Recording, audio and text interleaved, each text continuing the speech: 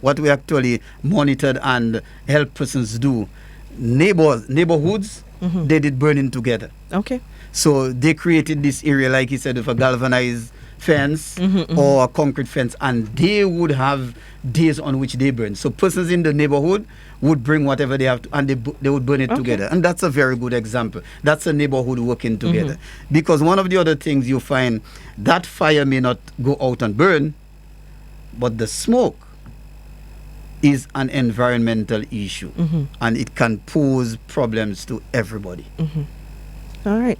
Now, again, for those of you wondering, we have with us the Deputy Fire Chief, Wayne Later, and the Superintendent, Davidson Valerie, who's responsible for the Criminal Investigations Department. And for those of you just tuning in, you're wondering, why are we talking burning when this is a COVID-19 discussion? But like the Fire Chief mentioned, it puts everybody at risk, at greater risk. And, burning is a health hazard if not controlled, and like he said, if your neighbors aren't aware. So if you're going to burn and I'm aware, I can close my windows or leave the premises for a few hours or whatever it takes, because I have to protect my health. It's my responsibility, and it's your responsibility as well. So we know that COVID-19, it's a respiratory, it impacts your respiration, and burning impacts respiration as well. So that is how the two are tied in. If you're just tuning in, we have another caller on the line. Caller, you're live. Go ahead. Yes, good morning. I'm Jane in Point Michelle. I compost, I recycle, and what can't be recycled or compost, I burn in an incinerator. Is that okay? It's a closed incinerator? Yes. It's one of those aluminium bins with a chimney.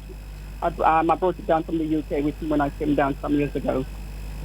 Okay, yes, persons can use that, but we also advise persons contact us, because the solid waste has a program dealing with persons in the community with such garbage, those that you cannot compost and so on. So you can contact them, and they can make arrangement with you to get them out of your home. So it doesn't necessarily mean that you have to burn. But if you have an incinerator, it may give off smoke, yes?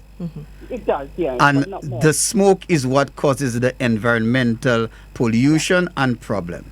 So you may say that it is controlled burning, yes, but what about the other persons who may complain about the smoke? So before using even the incinerator, where you have all this burning and a higher concentration of smoke given off in one area, you may want to think otherwise before using that.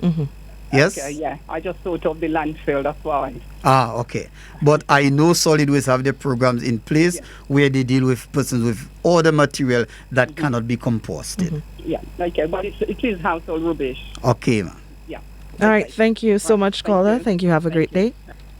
All right. Thank you so much for that enlightenment, Superintendent. I mean, I know a lot more calls will be coming about the burning, but let me get back to Deputy Chief. Let me get back to the Superintendent.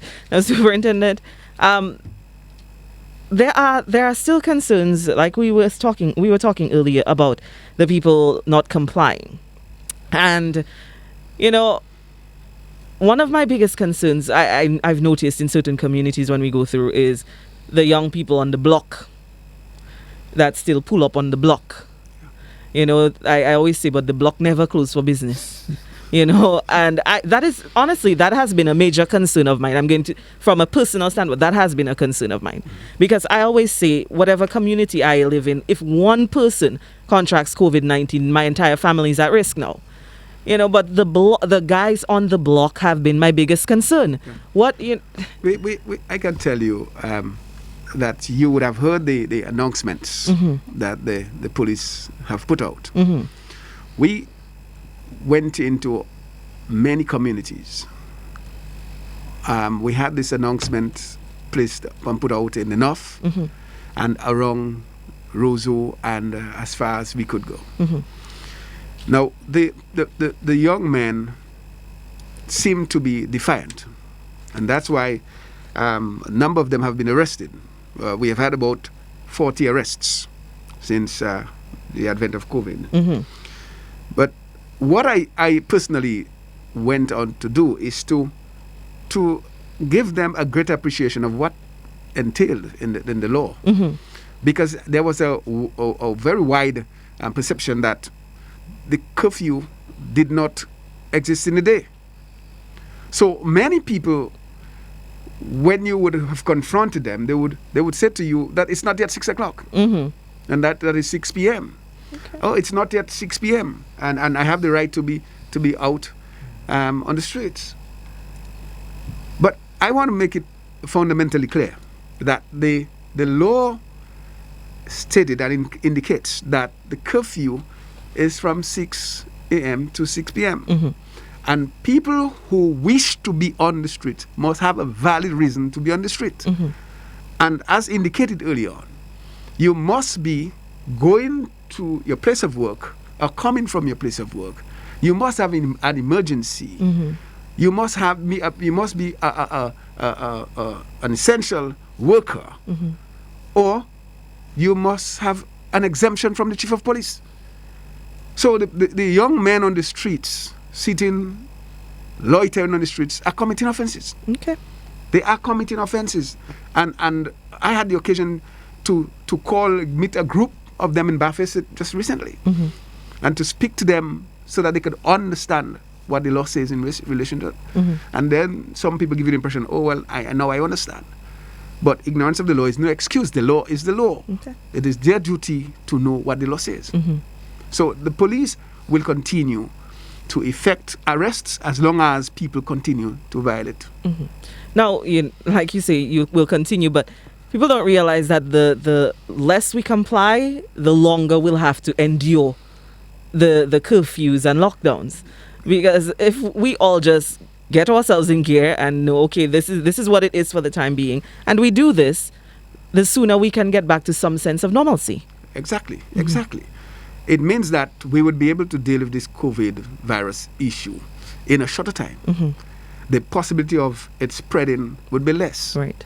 But if people do not want to comply, then they increase the chances of an increase of the risks in Dominica. And so the police will have to be given more time to enforce the laws that are going to be extended. It's simple as that. And when will be the next revision? When will we look at this again to decide what's the next the step? 4th of May. 4th of May. Yeah, Okay. Reviewing the 4th of May. All right. So that is after May. After May. All right. So the 4th of May will revisit the restrictions and see what needs to be done, if anything, or if we need to maintain for a little while. All right. One of the other things that was also addressed by the Prime Minister on the weekend is the market. Yes. Because we have been going around the city and ensuring that people do not vend on the street sides. And what we have seen with the enforcement of the law, many people have now gone to the market. People who usually sold on the roadside are all going to the market. And so the market has had to put measures in place. And now what is being done is allowance are being made for vending. Those persons who do mobile vending, and with the vans and the pickups can be allowed a certain area on the bayfront. And they must also take all the necessary measures to avoid people clustering and crowding, so that the vendors at the market and those who are out there have to understand that they have a responsibility too, to ensure that the 6 feet is maintained between the persons, their customers, and they themselves must use all necessary measures to avoid the possibility of the spread of the virus among them. Right. Now, we've also noticed that some people have set up markets, not in the market in Roseau, but little markets, in the villages, in the communities. Should they also be adhering to those types of rules? Well, the law speaks to the market, place created for market. And we know of the market in Roseau. We know of Portsmouth. I think there's a market in Maho.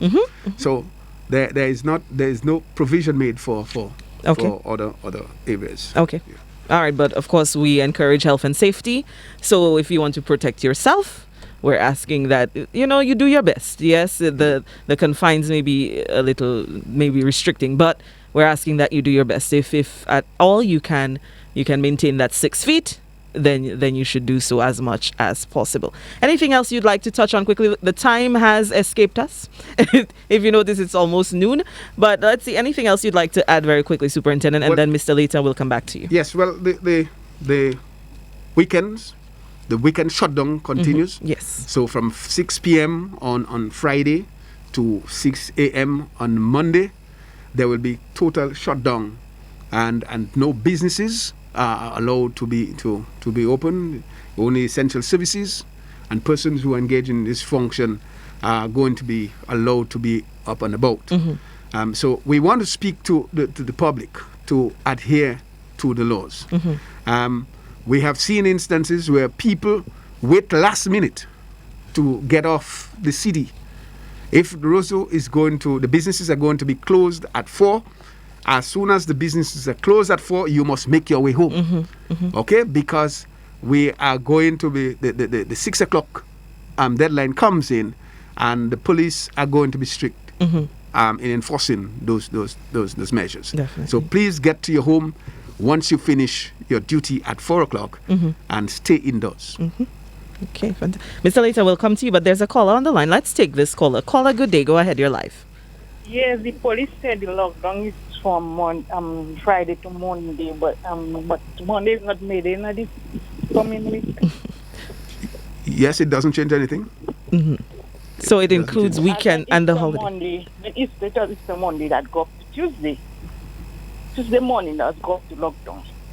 Well, yes, indeed. It would. Well, Monday's a holiday, so it would. You would be expected to remain. Yes. There would be no work on that day for sure, as usual. Yes. Okay then. All right. Thank you so much, caller. All right. So, Mr. Later, to you as we wrap up today's program. Yes, one statement covering two things. One, as we continue to combat the COVID-19, want to encourage persons to be safe. Yes, practice safety, and remember that your personal hygiene and protection is dependent on you. We want to encourage fire officers also to continue to practice vigilance in all the calls that they respond to, and also in that of advising the public. We also want to encourage persons, if you have any comments or if you would like fire service to do things that they're doing better, we are open for your calls. So you could always call us, give information at the various stations and say, well, this is what I experienced, and we would see how we can work with the public in doing things better, because our service is really for the public. Definitely. As it relates to the bushfires, please be vigilant and practice less burning. All right. I'm going to take this last caller because it's going. So DBS and the other stations permit us a couple more minutes. Let's take this final caller. Caller, go ahead. You're live. Hello. Good afternoon. Yes. Good afternoon, caller. Yes. Yes, the police officer just said that once you finish do your business at 4, you should be heading home. The bus drivers, what time the bus drivers should be going home? Thank you. All right. Thank you, caller. Well, the bus, everything closes off at 4. All businesses close off at 4, and therefore we would expect the bus drivers to be in service. Sometime after 4, because there are people who have to commute. But everywhere is expected to. Everybody should be sent or made to be at their homes at 6 o'clock. Right. Yeah.